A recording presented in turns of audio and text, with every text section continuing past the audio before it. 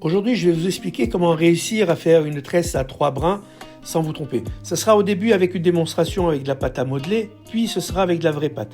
Ce qu'il faut retenir, c'est que le brin 3 vient sur le brin 2, puis le brin 1 vient sur le brin 2, et ainsi de suite. Voilà. Nous avons le brin 3 qui va venir sur le brin 2, voilà, et le brin 1 qui vient sur le brin 2. Voilà, le brin 3 sur le brin 2, le brin 1 sur le brin 2, et ainsi de suite. Vous voyez, le brin 3, voilà, le brin 3, il vient sur le brin 2, le brin 1 vient sur le brin 2, le 3 sur le brin 2, le 1 sur le brin 2, et voilà, et ainsi de suite. Et ainsi, vous allez finir de faire votre tresse à 3 brins. Et vers la fin, donc toujours vous continuez à tresser, hein, la 3 sur la 2, la 1 sur la 2, vous pincez les bouts et vous les mettez sous la tresse, voilà, de façon à ce que lorsque ça cuise, ça ne se voit pas. Voilà. Donc là, ce qu'on va faire maintenant, c'est qu'on va la faire en vrai. Donc moi, ce que j'ai tendance à faire, c'est à me huiler les mains.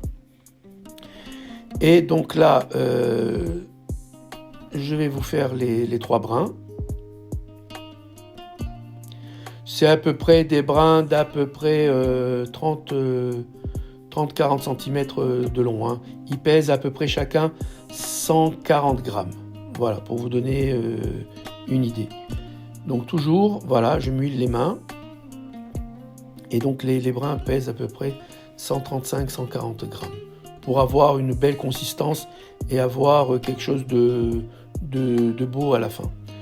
Donc là, je suis en train d'allonger les 3 brins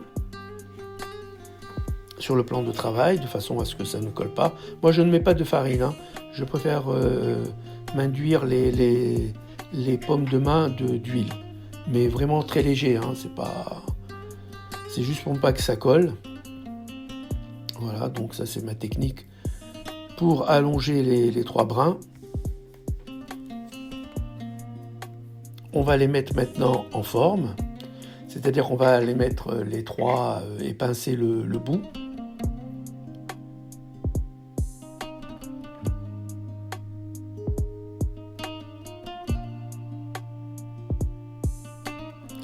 Tant qu'à faire, autant qu'ils soient tous de la même taille, hein, de façon à avoir des ralottes impeccables, et que si vous en faites plusieurs, si vous faites plusieurs tresses, au moins que toutes les tresses aient la même taille, la même consistance, la même... voilà. Ça sera très très très joli. Après vous allez voir, je vous ai fait 2 tresses à 3 brins, et les 2 tresses à 3 brins sont exactement identiques, ont la même taille. Donc voilà, nous avons donc le brin 1, le brin 2, celui qui est au milieu, et le brin 3, qui est complètement à l'extrême droite. Le 3 vient sur le 2, voilà, et ainsi de suite. Le 3 sur le 2, le 1 sur le 2, le 3 sur le 2, le 1 sur le 2, le 3 sur le 2, le 1 sur le 2, et ainsi de suite. Et à la fin, vous pincez les brins, voilà, vous pincez, et vous mettez sous la tresse de façon à ce que ça ne s'ouvre pas durant la cuisson. Et voilà, maintenant vous êtes devenu un chef ou une chef et vous pourrez ainsi réaliser une tresse à 3 brins. Voilà, à la prochaine. Sinon, vous pouvez apprendre à faire les tresses à 4 brins, à 5 brins et à 2 brins, toujours sur YouTube. La saveur est une. Voilà, je vais vous le refaire encore une fois de façon à ce que vous soyez un patron ou une patronne. Voilà, à la prochaine. YouTube, la saveur est une. Voilà, vous avez vu ce que ça donne. Ça vous donne une tresse à 3 brins, très très très très très jolie. La taille, c'est à peu près la largeur du plateau, c'est-à-dire 30 cm.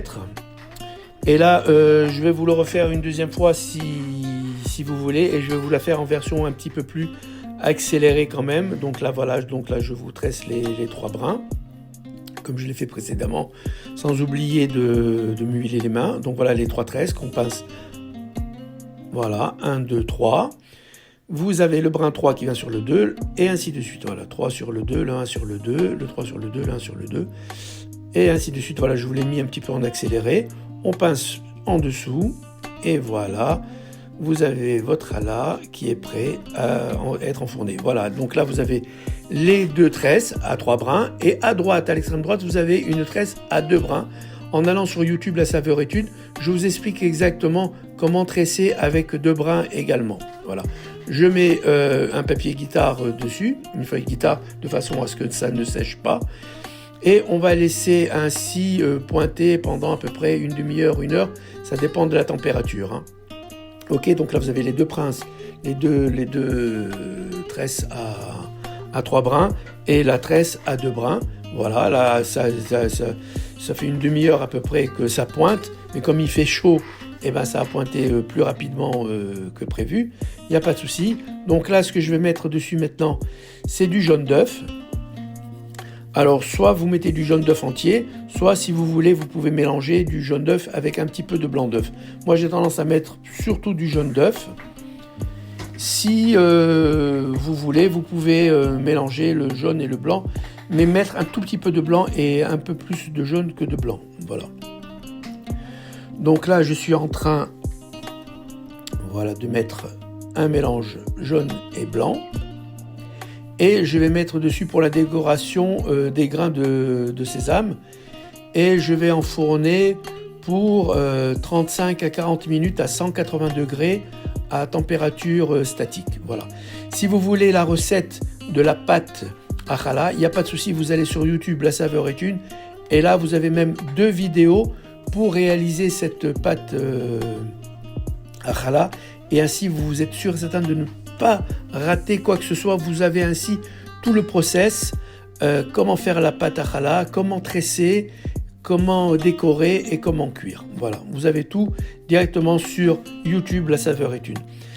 Je vous remercie de liker, je vous remercie de regarder les vidéos du début jusqu'à la fin, je vous remercie de me suivre et puis de partager le lien de YouTube La Saveur est une.